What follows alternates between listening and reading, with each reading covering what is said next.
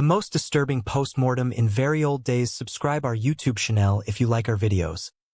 Let's start the main story in the plague-ridden depths of 1427 London. A surgeon's blade cuts into a hanged witch's corpse, but what bleeds out isn't blood. Something older. Something waiting. As organs pulse with unholy life and shadows crawl from her womb. Sir Thomas Blackwood learns that some bodies are prisons, and he's just broken the lock. This is the autopsy that damned a kingdom. This is death examined and death examining back. Picture this. October 31st, 1427. The Tower of London squats over the Thames like a stone demon, its foundations slick with centuries of blood, piss, and terror. King Henry VI's reign is young, but superstition is ancient. A living thing that coils around men's hearts tighter than any noose. They hanged Agatha that morning. Not Agatha the witch. Not yet. Just Agatha the herbalist. The woman who made poultices for festering wounds, who whispered prayers over stillborn babes, who knew which mushrooms healed and which ones opened doors to places the church said didn't exist. The villagers loved her until the priest's son died of fever despite her remedies. Then love curdled to hate faster than milk in August sun. The gallows did their work at dawn. 3 sharp jerks of the rope, her neck snapping with sounds like green wood breaking. They left her dangling for 6 hours, spinning slowly in the October wind, her tongue black and swollen between purple lips. A warning, a testament, prayer in reverse. But death in medieval England was never private.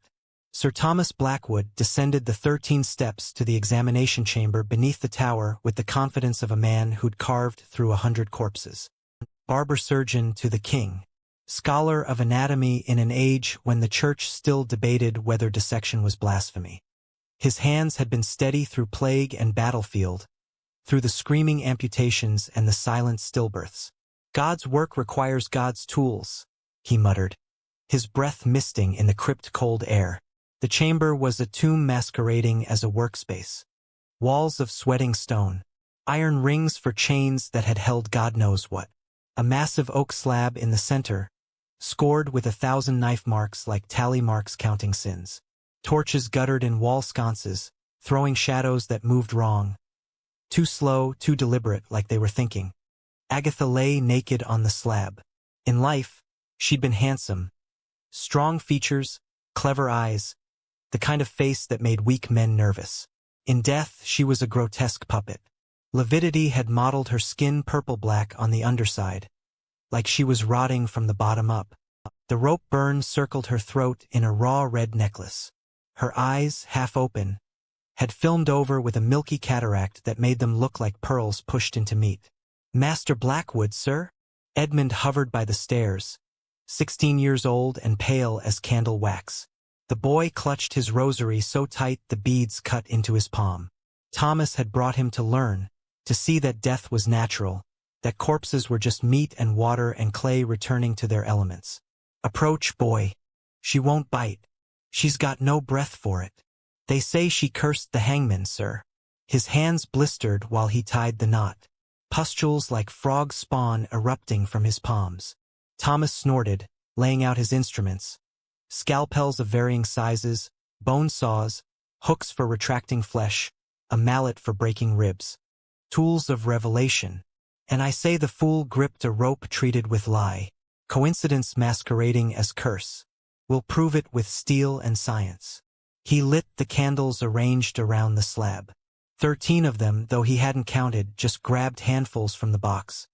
Their flames stood unnaturally straight despite the draft. 13 unwavering fingers pointing at heaven or hell or the thin veil between. The wax smelled wrong. Not beeswax. Something older. Rendered fat? Thomas shook his head. Focus. He donned his leather apron, stiff with the rusty brown stains of previous examinations. Tied it tight, rolled up his sleeves, flexed his fingers. The blade he selected was his favorite, a curved Spanish steel with an edge so keen it could split hairs. We begin with the primary incision. Watch how the skin.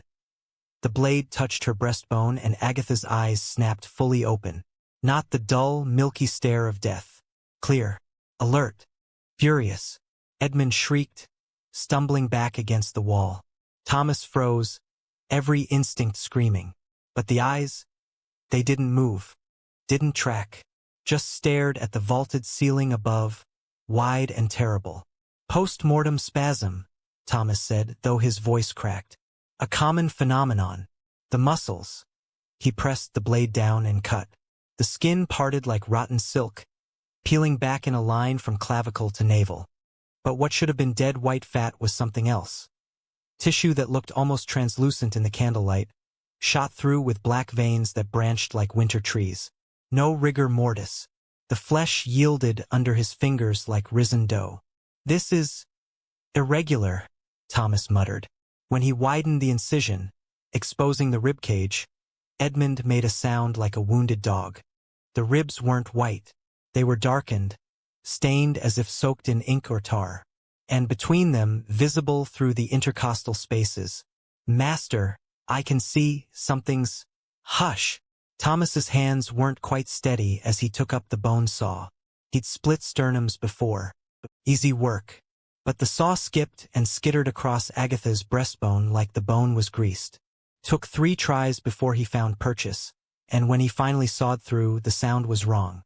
Not the rasp of metal on bone, but a high, thin shriek, like cutting through glass.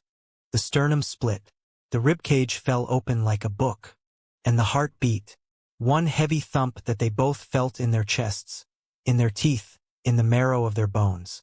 "Merciful Christ," Edmund whispered. Thomas stood paralyzed, saw hanging from nerveless fingers. The heart lay exposed in its cavity, and it was wrong in ways that hurt to see. Swollen to twice normal size, surface slick and black as a slug, shot through with veins that pulsed with something that wasn't blood. Something luminous and green, like foxfire in a rotting log. Beat again. Slow, deliberate, the rhythm of a funeral drum. "She's alive," Edmund sobbed. "Oh God, we hanged her alive, and—" "No!" Thomas's voice was steel over terror. "The neck is broken." The heart stopped. "I checked the pulse myself. This is some trick, some corruption of the flesh." But he didn't believe it. Not anymore. He forced himself to reach into the chest cavity. The heart radiated warmth. Not the warmth of life, but of decay, of compost heaps and shallow graves. His fingers brushed its surface and he felt it throb, felt something inside it move against his touch, something coiled and waiting. The pericardium, the sac around the heart, bulged obscenely. Thomas cut it open with trembling hands. Black fluid sprayed out. Not blood, but something thicker, viscous as honey, reeking of turned earth and bitter herbs and something else, something that made his hindbrain scream run.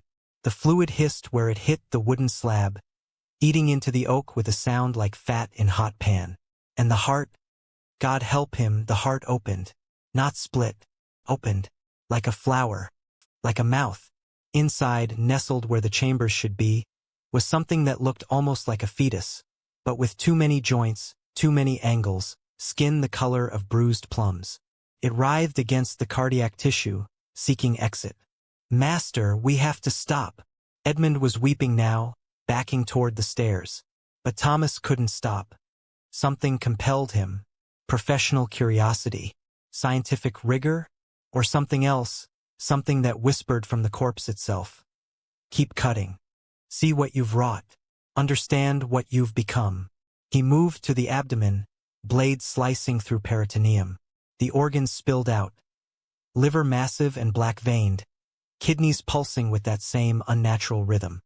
But the intestines. The intestines moved on their own, coiling and uncoiling like snakes made of flesh, and where they split open, gas hissed out, green and reeking, forming shapes in the air. Faces, hands, mouths open in silent screams. Edmund vomited, the sound harsh and wet. Thomas cut deeper, parting layers of fascia, until he reached the womb. It was the size of a pregnant woman's, 9 months gone. But Agatha had never birthed a child, had never even been seen with a man. The uterine wall bulged, something inside pressing against it, trying to get out. "Don't!" Edmund whimpered from somewhere far away. "Please, master, don't." Thomas cut.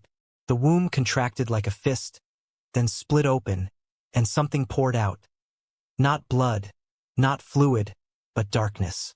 Actual darkness, thick and liquid and alive, flowing off the slab onto the stone floor where it pooled and roiled and began to take shape. Agatha's mouth opened, the mouth of a corpse with a broken neck. And words came out, formed not by breath but by something else, something that used her throat as an instrument. You carve what you cannot comprehend. The voice was layered, her voice, yes, but beneath it 100 others, 1,000 others, echoes of everyone who died in this chamber, in this tower, on this cursed ground since the first stone was laid. Death is not an end, surgeon. It is a door, and you've opened it so wide. The darkness on the floor rose up, forming tendrils, pseudopods, appendages that had never existed in God's creation.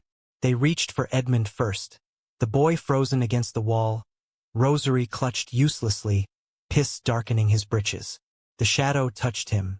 Where it touched, his skin blackened, cracked, crumbled like burnt paper. He screamed, clawing at himself, nails raking deep furrows that wept not blood but more of that green luminescence. The scream cut off abruptly as the darkness poured into his mouth, his nostrils, his eyes, his ears, filling him like water into a skin. Edmund's body jerked once, twice, then stood upright with movements that were all wrong. Joints bending backwards, spine arching too far. When he opened his eyes, they were empty sockets leaking shadow. Thomas ran. Not toward the stairs, those were blocked by what used to be his apprentice. Toward the far corner, where an old drain grate led down into the tower's sewers. He'd explored them once, years ago, in his anatomist's curiosity about the architecture of the fortress. Behind him, Agatha's corpse sat up on the slab. Ribs spread like wings. Internal organs slithered out, connecting to the floor with membranous strands, forming a web. Her head lolled on the broken neck, rotating impossibly to track his movement. "Run, little surgeon," her mouth said, though her lungs were open to the air. "Run and carry my seed. You've breathed my vapors, touched my heart. You're mine now. Walk my world and spread my gospel." Thomas tore at the grate with bloody hands. It gave way. He dropped into darkness, into the stench of centuries of waste, and ran blind through tunnels that twisted like intestines, while behind him, above him, something vast and patient laughed with the voice of 1,000 dead witches. He emerged 3 days later from a sewer grate near London Bridge, covered in filth, raving, clawing at his chest, trying to dig out something he swore was growing inside him, something planted during those moments in the examination chamber. They locked him in Bedlam, the madhouse, chained him to a wall where he couldn't hurt himself. But on quiet nights, the guards heard him talking to someone who wasn't there, heard him describe in perfect anatomical detail dissections he was performing on invisible corpses, heard him whisper surgical instructions to students who didn't exist. And every night, at midnight precisely, his heart beat with that same terrible rhythm. Thump, thump, the rhythm of Agatha's heart on the slab. The examination chamber beneath the tower was sealed, bricked up, forgotten, but the records remain. And in certain old texts, hidden in the British Museum's restricted sections, you can find Sir Thomas Blackwood's final writings, smuggled from Bedlam before he died. Page after page of anatomical drawings, but not of human anatomy, of something else. Something vast and intricate, with organs that shouldn't exist, performing functions that would drive a sane mind to ruin. And at the end, in handwriting that degraded from precise surgeon's script to desperate scrawl, "The post-mortem never ends. Every night I perform it again. Every night she opens wider. Every night I see more, and the seeing changes me. Soon I will be carved completely. Soon I will be the autopsy. Soon there will be nothing left but the knife and the cutting and the truth that death is the only honest physician." Sir Thomas Blackwood died in 1431, 4 years after examining Agatha's corpse. The official cause: spontaneous hemorrhage. But the guards who found him said his body had been opened, chest split, organs removed with surgical precision, and arranged in a perfect circle around his cot. The instruments used were never found. and no one, not even in Bedlam, had access to surgical tools. So ask yourself, in the darkness of your room, when you hear your heart beating in the silence, is it your rhythm, or is it echoing something else? Something that learned long ago that the living are just corpses waiting for examination? And the knife is always patient. ND.